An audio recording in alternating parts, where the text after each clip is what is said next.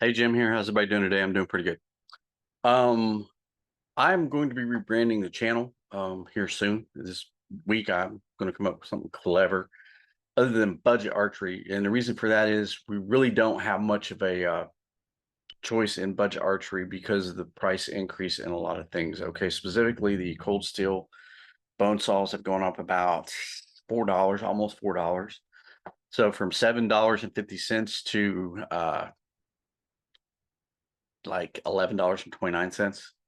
And that's just only one object over many objects. I want to say this has actually gone down by about $1. These are the cold steel polymers.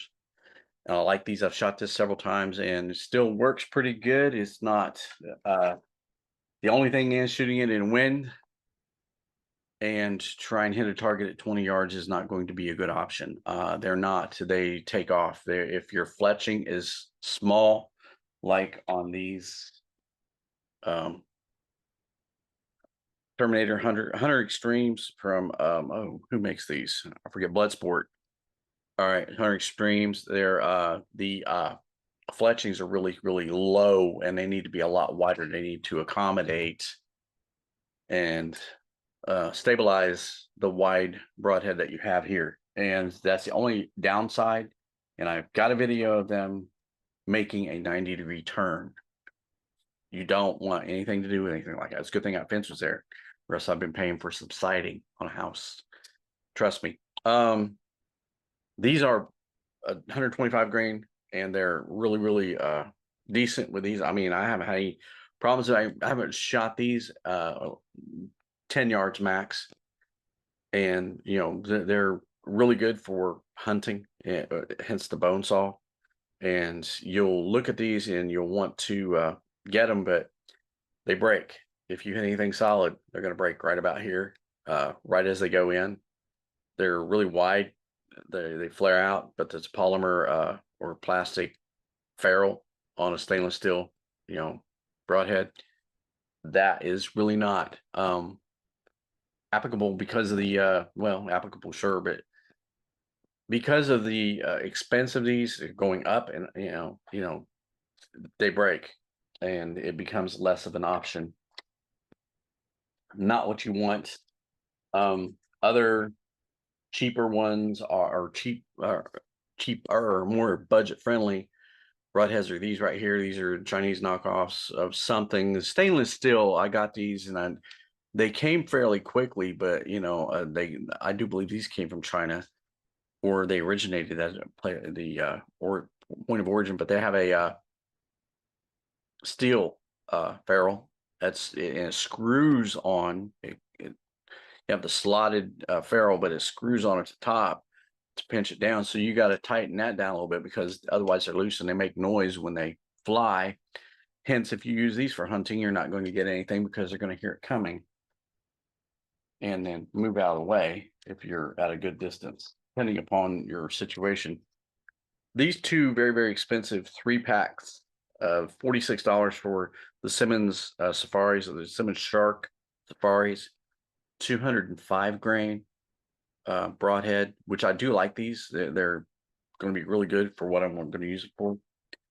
And then the VPAs, this will be more of a bear killer.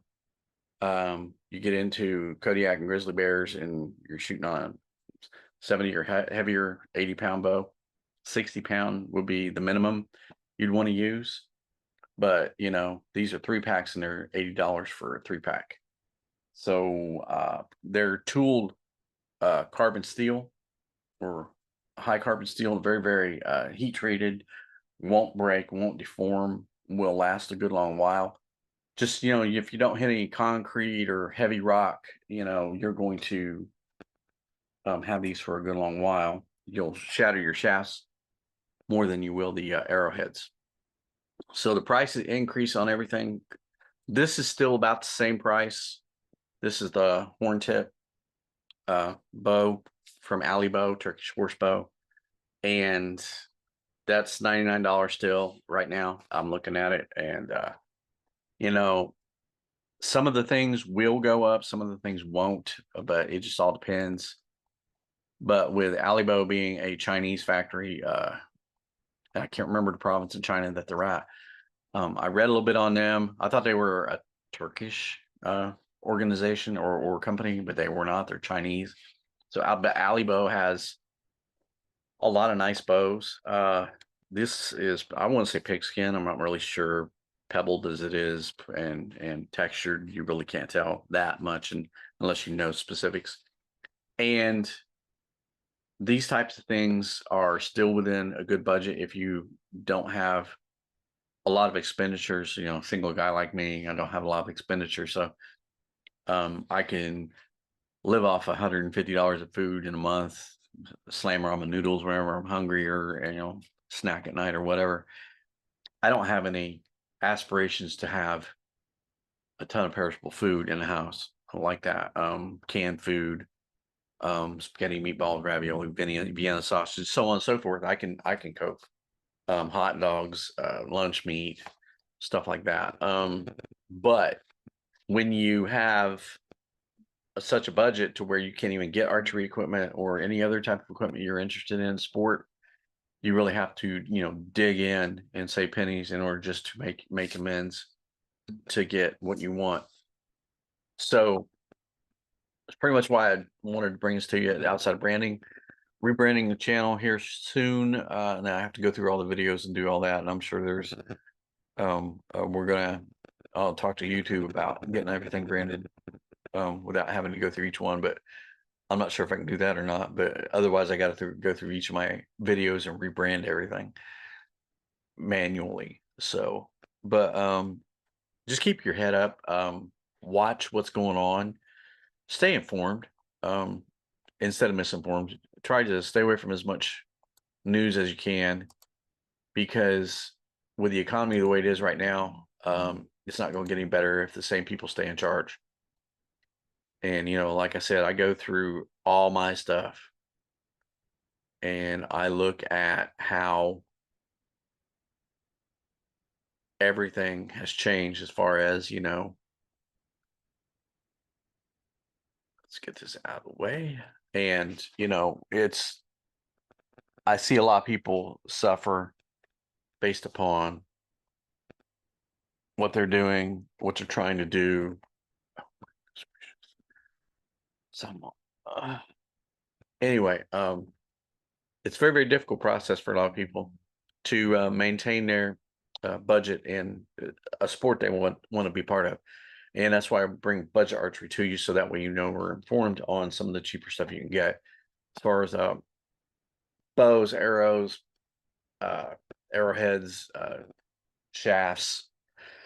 If you want to be that guy that builds your own, which is an awesome thing, the jig, which is behind what you can't see, fletchings, knocks, everything. I mean, you get in there, you build your own stuff, you create, you become one with what you're trying to accomplish, and you do well. And that's what people want to achieve, no matter what you are. I don't care. If you want to jump into archery and you want to create, buy your bow, by all means. There's tons of bow makers, bowyers out there, bowyers.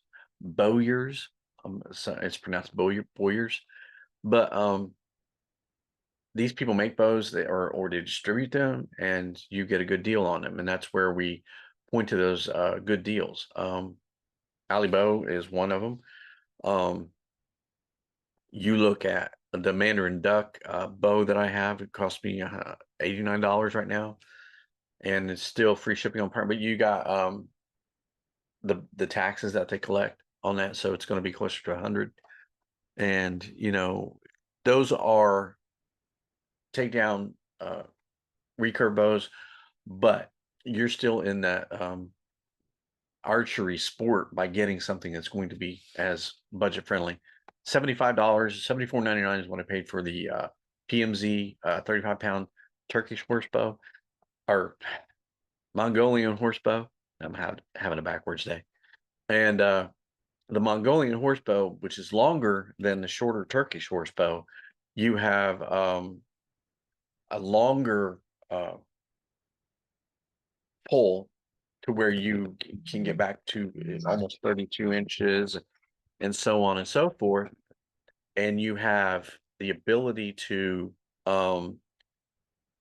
learn the Slavic draw or the thumb draw. And the thumb draw is really what I go to on a lot of these bows. And I have my thumb ring always on me. There's been a couple times I actually had it on. It's so comfortable. I've had it on and drove off with it on my thumb, and it's like it's not clumsy at all. Um, so, but I get some things upside down, and yeah, works great. So you get into thumb draw, you learn how to use that. Be careful. Sometimes they slip off. It just all depends on if you're paying attention or not. And then you can actually end up shooting the neighbor's cat if you're in your own backyard and it goes over the fence.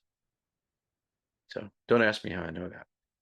But anyway, you have a lot of decisions to make between now and November how you want this economy to go. You want the same situation we have now because it'll only get worse. Taxes collected and or inflation increase to the point to where we can no longer afford to go outside and breathe air because they'll tax that too. So, I mean, it's an exaggeration, but nonetheless, we have to pay attention. So, make your decision and remember November and think about how you want to get into basketball, baseball, archery, squash. I don't care. Music making, even if you go into and you get a good DAW or mixer, even the headphones, you know, the price increase and the ability that you're going to be able to get that instead of buy food or pay rent or utilities or whatever you're doing or your internet or whatnot. That's going to affect everything you do, your decision in November. So pay attention and try and be informed instead of misinformed. So rant's over. Look for the rebrand. Yeah, and update on the shooting inside to do the arrow splitting at the facility in the local park is a no go. They're like, we really don't want you to shoot in this building. We want you to shoot in a smaller building. I was like, no, I don't want to shoot in a smaller building. I need that range. So I'm gonna figure out something else, longer building somewhere else, and explain to them I'm doing a YouTube live that will have a lot of views because I'm going to promote it before I do it and have everybody standing by, hopefully. So that live is going to be something else, I'm sure. Yeah, and that way I can actually afford a place just like this one. It's just a virtual background, so I hate it when my camera doesn't focus. I know I have the settings on that correct.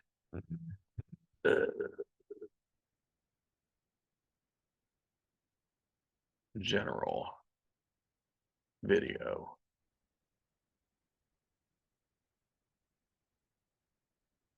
I don't know why it does that.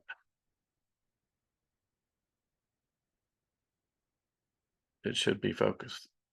Anyway, I'm using Zoom for all this stuff right now.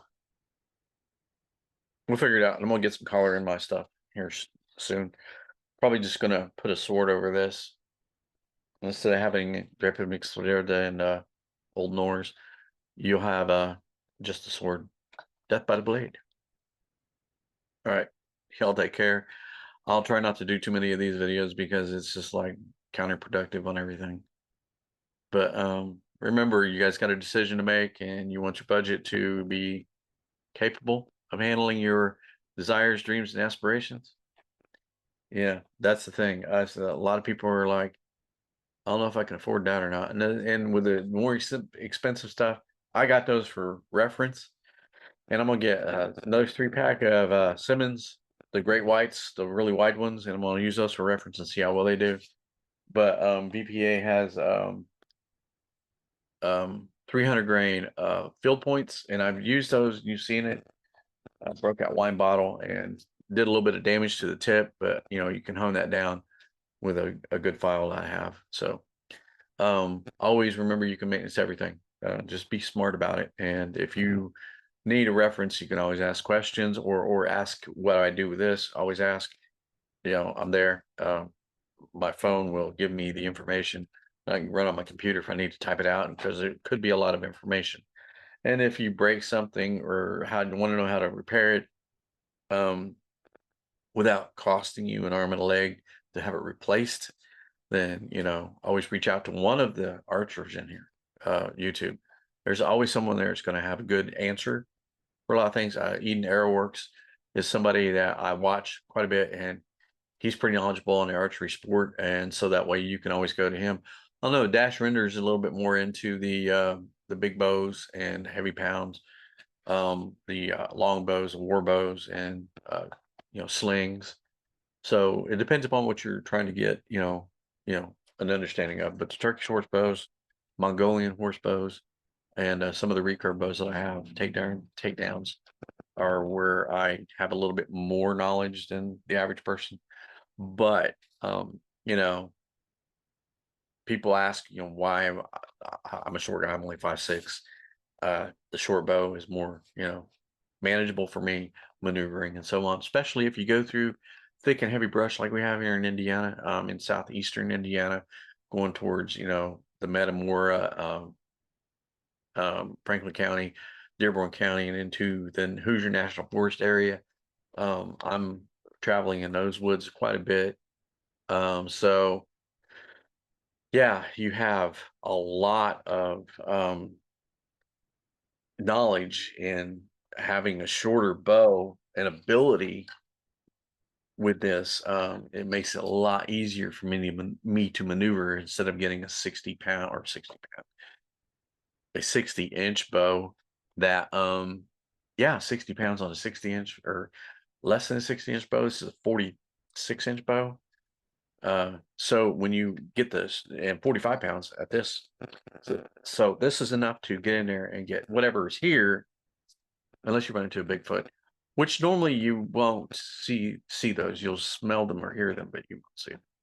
But when you get into that area to where you have a lot of brush, a shorter bow is going to make more sense, because a longer bow means a lot less maneuvering, to where you're going in like this instead of like this, because you want to go into the area when you pop out of a tree line or whatever, and you're clearing, and you've got like 6 coyote there. You want to start unloading as many arrows as you can. So having one on your string and 2 in your hand, and then ready to grab 3 more, pop pop.